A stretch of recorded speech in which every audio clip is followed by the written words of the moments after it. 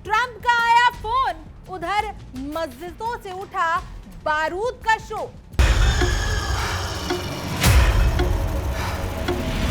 इधर मिली धमकी, उधर 3 करोड़ की आवाम बड़ी रण की ओर।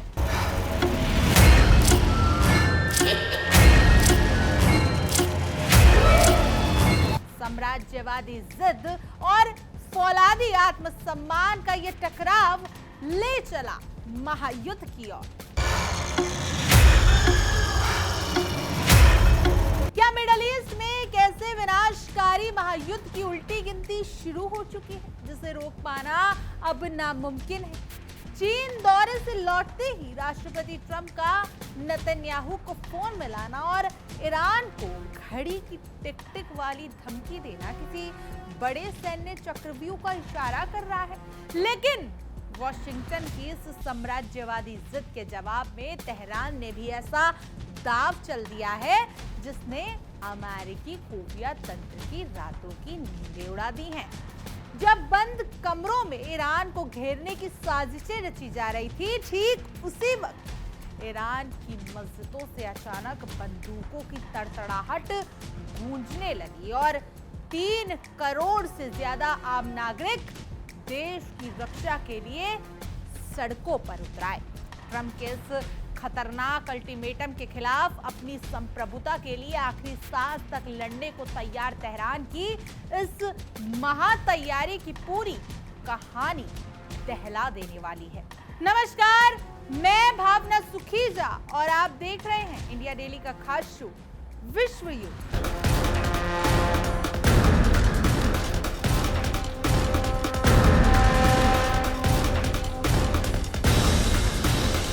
चीन दौरे से लौटते ही अमेरिकी राष्ट्रपति डोनाल्ड ट्रंप ने जिस तरह गीदड़ भभकिया और सैन्य आक्रामकता का सहारा लिया है, उसने साफ कर दिया है कि वॉशिंगटन कूटनीति के नाम पर सिर्फ अपनी तानाशाही थोपना चाहता है। बीजिंग की धरती से पैर हटाते ही ट्रंप ने इजरायली प्रधानमंत्री नेतन्याहू को फोन मिलाया और आधे घंटे तक तेहरान के खिलाफ साजिशों का ताना बाना बुना गया। इसके तुरंत बाद ईरान को घड़ी की टिक टिक वाली खोखली धमकी देना और ये कहना कि समय तेजी से बीत रहा है वरना कुछ नहीं बच पाएगा, अमेरिका के बढ़ते हुए मानसिक तनाव और हताशा का खुला सबूत है। तेहरान को दिया गया ये अल्टीमेटम असल में अमेरिका का वो उतावलापन है जो ईरान की मजबूत इच्छा शक्ति और अपनी संप्रभुता से समझौता न करने के फौलादी इरादे के आगे पस्त हो चुका है। अमेरिका की इस बौखलाहट की सबसे बड़ी वजह यह है कि ईरान उसकी किसी भी नाराज्य और साम्राज्यवादी धमकियों के आगे झुकने को तैयार ही नहीं है और ये बात कहीं ना कहीं ट्रंप को खटक रही है।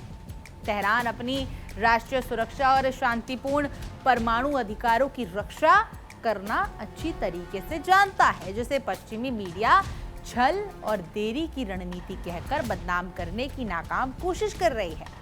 मिडल ईस्ट के खुफिया अधिकारियों का यह मानना है कि तेहरान अमेरिकी चालों को पूरी तरीके से समझ चुका है। ईरान की कूटनीतिक सूझबूझ ने अमेरिका की संभावित सैन्य आक्रामकता को इस कदर उलझाया और पेचीदा बना दिया कि वॉशिंगटन को अब कदम आगे बढ़ाने में अपनी तबाही का डर सता रहा है। ईरान के इस कूटनीतिक मास्टर स्ट्रोक ने ट्रंप प्रशासन की रातों की नींदें उड़ा रखी हैं। नेतन्याहू और ट्रंप की इस गुपचुप बातचीत के तुरंत बाद इजराइल की सुरक्षा कैबिनेट की बैठक बैठना ये साबित करता है कि ये दोनों मिलकर पूरे मिडल ईस्ट को युद्ध की आग में झोंकने की खतरनाक साजिश रच रहे हैं। हालांकि इजरायली खेमे से आ रही खबरें ये भी बताती हैं कि ईरान पर हमला करने का हौसला अभी अमेरिकी राष्ट्रपति भी नहीं जुटा पा रहे हैं। ट्रंप अच्छी तरीके से जानते हैं कि ईरान पर किसी भी तरह का दूतावास खुद अमेरिका और इजराइल के लिए आत्मघाती साबित होगा और यही वजह है कि वो फैसला लेने से कतरा रहे हैं, क्योंकि अगर जंग शुरू हुई तो ईरान का पलटवार इतना भीषण होगा कि इजराइल का वजूद ही खतरे में पड़ जाएगा। ट्रंप ने ईरान के सामने जो 5 तथाकथित शर्तें रखी हैं वो अंतर्राष्ट्रीय नियमों का खुला मखौल बनाना है और किसी भी आत्ममानी राष्ट्र के लिए पूरी तरीके से अस्वीकार्य है। एक मीडिया रिपोर्ट्स के अनुसार अमेरिका ने ईरान पर थोपे गए अवैध प्रतिबंधों से हुए भारी नुकसान का मुआवजा देने से साफ मुकर कर अपनी कूटनीतिक बेईमानी जग जाहिर करती है। इसके अलावा ईरान से उसका 400 किलोग्राम संवर्धित यानी एनरिच यूरेनियम वॉशिंगटन को सौंपने और अपनी तमाम आधुनिक न्यूक्लियर फैसिलिटीज में से केवल एक को चालू रखने की जिद करना ईरान की वैज्ञानिक और तकनीकी प्रगति को बंधक बनाने की एक बेहद घटिया कोशिश है। हद तो तब हो गई जब अमेरिका ने ईरान की अपनी ही गाड़ी कमाई जो विदेशों में फ्रीज है उसका महज 25% हिस्सा भी जारी करने से साफ इनकार कर दिया, जो अंतर्राष्ट्रीय स्तर पर भी की जा रही खुली आर्थिक डकैती है। ट्रंप चाहते हैं कि विभिन्न मोर्चों पर जारी संघर्ष का अंत सिर्फ और सिर्फ वॉशिंगटन के इशारों पर हो, लेकिन अमेरिका शायद ये भूल रहा है कि आज का ईरान इन एक तरफा और अन्यायपूर्ण शर्तों के सामने घुटने टेकने वाला है ही नहीं। पश्चिमी ताकतों की इस चौतरफा और कायराना घेराबंदी के खिलाफ तेहरान पूरी मजबूती और डटकर खड़ा है, जिसने अमेरिका और इजराइल के नापाक मंसूबों को धूल चटा दी है। वॉशिंगटन की इन अन्यायपूर्ण शर्तों और खोखली धमकियों का जवाब ईरान सिर्फ कूटनीतिक बयानों से नहीं बल्कि जमीनी स्तर पर अपनी पूरी आवाम को एक अभेद ढाल बनाकर दे रहा है।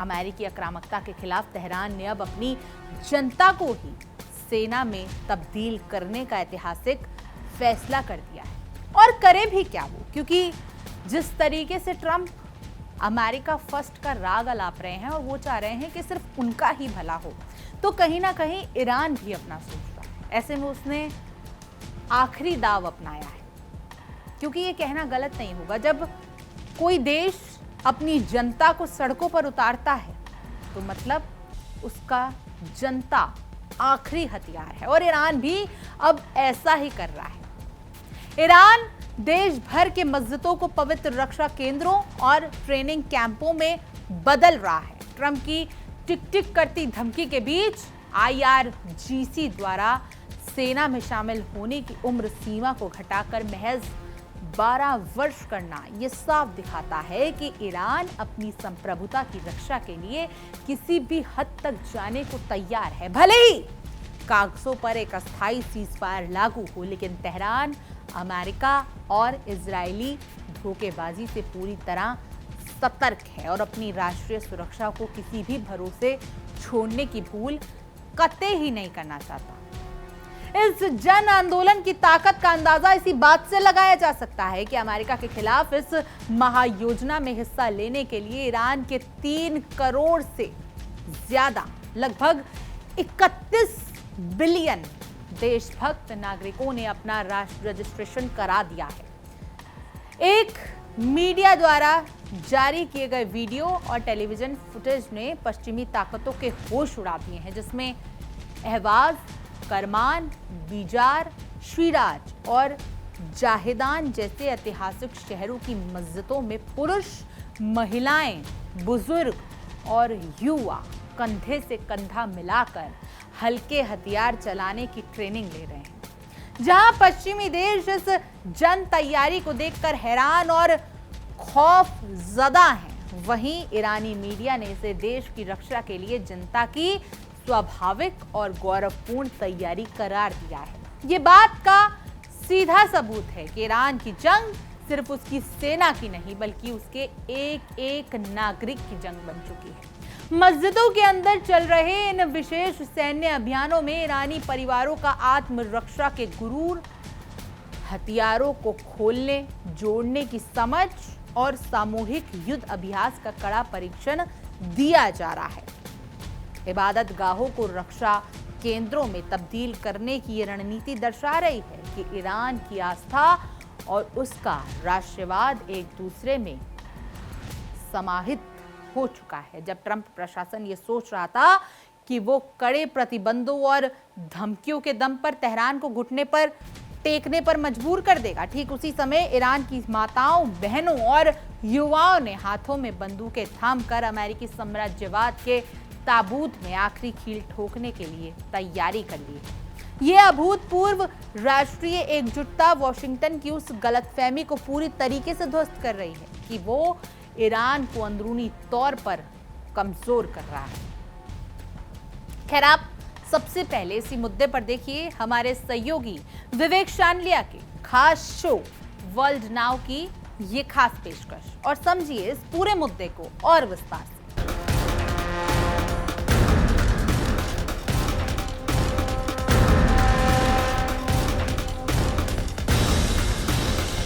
ईरान और अमेरिका के बीच क्या फाइनल राउंड की शुरुआत हो चुकी है और क्या ईरान ने इसके लिए कमर कस ली है? खबर है कि ईरान अपने करोड़ों की आबादी को हथियारों की ट्रेनिंग दे रहा है। यानी ईरान का एक एक व्यक्ति अब ईरान की फौलादी दीवार की तरह है। चलिए जानते हैं कि जंग की लेटेस्ट स्क्रिप्ट क्या कह रही है। सबसे पहले नजर डालते हैं डोनाल्ड ट्रंप के पोस्ट पर। डोनाल्ड ट्रंप का वो पोस्ट जिसने ईरान को हिलाकर रख दिया। ट्रंप ने अपने ट्रुथ सोशल अकाउंट पर एक एआई जनरेटेड युद्ध वाली तस्वीर शेयर की जिस पर लिखा था इट वॉज द काम बिफोर द स्टॉर्म। यह वो तस्वीर है जिसको डोनाल्ड ट्रंप ने अपने सोशल मीडिया पर पोस्ट किया। 16 मई 2026 को पोस्ट किया गया रात के 10 बजे अमेरिका के टाइम स्टैंड के मुताबिक। और इसमें साफ साफ चेतावनी वाले साइन को आप देख सकते हैं। समंदर का ये सीन देख सकते हैं, अमेरिकी युद्धपोतों को देख सकते हैं और आसमान में तूफान की जो एक तरह से तस्वीर यहां पर डालने की कोशिश की गई है उसे देख सकते हैं। और लिखा गया है ये जो खामोशी अभी आप देख रहे हैं वो तूफान से पहले की खामोशी है बकौल डोनाल्ड ट्रंप। ऐसा नहीं डोनाल्ड ट्रंप ने धमकी पहली बार दी, धमकी पहले भी देते रहे। उन्होंने ईरान को भूगोल से मिटा देने की धमकी तक भी दे दी है। लेकिन अब जो सन्नाटा है, पीस डील नहीं हो पा रही है, होर्मुज बंद है, इसकी वजह से कहते हैं डोनाल्ड ट्रंप का पेशेंस जवाब देता जा रहा है। इसलिए लोग ये मान रहे पोस्ट नहीं है, एक संकेत है उन लोगों के लिए जो समझना चाहते हैं। यानी ईरान पर फाइनल हमले की काउंटडाउन को जारी कर दिया गया है। पेंटागन में स्क्रिप्ट लिखी जा चुकी है। ईरान की तैयारी क्या है वो मैं आपको बताऊंगा, लेकिन पहले अमेरिका की तरफ से जो डॉट्स आ रहे हैं उनको कनेक्ट करके देख लेते हैं कि सीन क्या बन रहा है। ट्रंप ने पोस्ट कर जो धमकी दी है उसका मतलब है ईरान पर फाइनल प्रहार की तैयारी हो चुकी है और ट्रंप हमला कर ईरान को झुकाने की कोशिश करेंगे। चलिए कहां कहां अटैक हो सकता है इसको जानते हैं। मिसाइल सिटी पर, यानी कि जो मिसाइल साइलोस बने हुए हैं उन पर हमला हो सकता है। इसके अलावा सभी मंत्रालयों को टारगेट किया जा सकता है जहां जहां खामेनेई और उनके लीडर्स बैठते हैं। आईआरजीसी जो इस युद्ध में सबसे मजबूत स्तंभ है ईरान का, उनके ठिकानों को निशाना बनाया जा सकता है। तेल निर्यात टर्मिनल जिसमें खार्ग सबसे इंपॉर्टेंट है, यानी ऑयल इंफ्रास्ट्रक्चर को निशाना बनाया जा सकता है। मोस्तफा के सीक्रेट लोकेशन को निशाना बनाया जा सकता है और ऑयल रिफाइनरी जो सेंटर्स हैं उनको निशाना बनाया जा सकता है। तो ये वो इलाके हैं जो अब अमेरिका के टारगेट पर हैं। और अमेरिकी राष्ट्रपति ने धमकी दी है कि अब ईरान पर वो हमला होगा जो इससे पहले ईरान ने नहीं देखा होगा। लेकिन अब यह समझना होगा कि क्या अमेरिका ये कर सकता है या फिर ये ठीक उसी तरह है जैसे एक मुहावरे में कहा जाता है, थोथा चना बाजे घना। तो मिडिल ईस्ट में अमेरिका की मौजूदगी क्या है, अमेरिका की ताकत क्या है, यह देखना होगा। इस वक्त मिडिल ईस्ट में अमेरिका के 2 एयरक्राफ्ट कैरियर हैं, यूएसएस एब्राहम लिंकन और यूएसएस जॉर्ज H.W. बुश, जो इस तरह के हमले में सक्षम है। इसके अलावा खाड़ी में करीब 20 से ज्यादा शिप और डिस्ट्रॉयर समेत अन्य शिप्स भी मौजूद हैं। ओहायो क्लास सबमरीन है। यूएसएस जॉर्जिया जिसका नाम है, पहले से ही यहां पर 30 से ज्यादा टॉमहॉक मिसाइलें दागी जा चुकी हैं।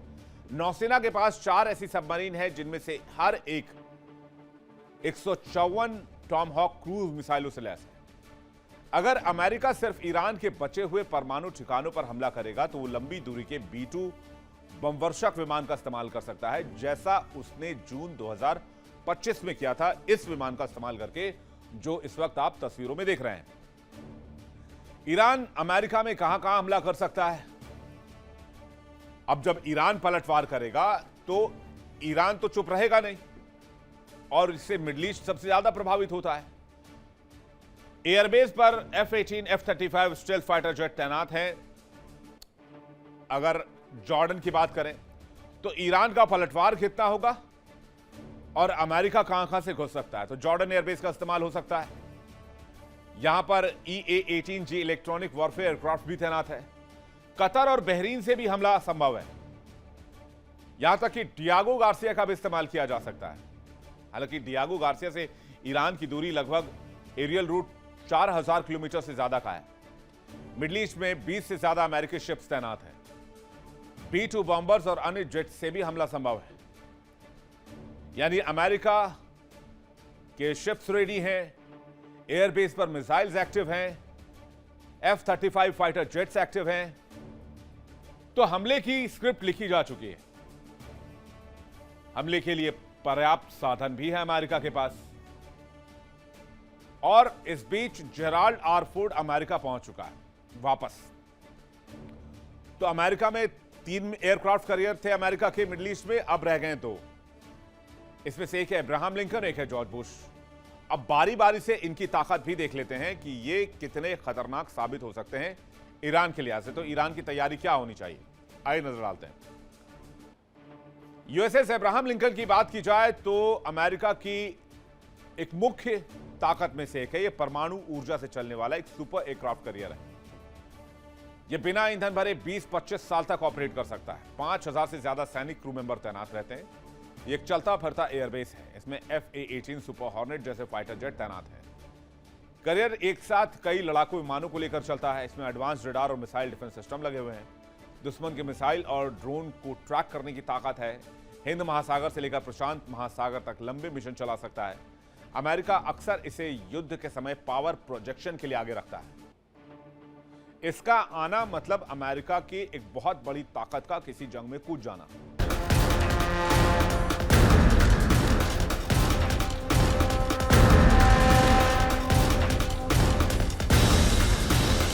असल में 3 करोड़ से अधिक लोगों का ये सैन्य पंजीकरण अमेरिकी राष्ट्रपति की उन 5 दमनकारी शर्तों का करारा और व्यवहारिक जवाब है। ईरान ने पूरी दुनिया को संदेश दे दिया है कि जो देश अपनी संप्रभुता के लिए बच्चों से लेकर बुजुर्गों तक को मैदान में उतारने का हौसला रखता हो, उसे 400 किलोग्राम संवर्धन यूरेनियम सौंपने या अपनी परमाणु सुविधा को बंद करने के लिए मजबूर नहीं किया जा सकता। ट्रंप और नेतन्याहू बंद कमरों में बैठकर चाहे जितनी भी सैन्य साजिशें रच रहे हैं, लेकिन वो ईरान के इन जन सैलाब का सामना कभी नहीं कर पाएंगे। तेहरान की ये मुकम्मल और आक्रामक तैयारी साफ करती है कि यदि अमेरिका या इजराइल ने सीज़फायर का उल्लंघन कर कोई भी दूताहास किया तो उन्हें इस बार किसी नियमित सेना से नहीं बल्कि बारूद बन चुकी 3 करोड़ की उग्र ईरानी आवाम से टकराना होगा।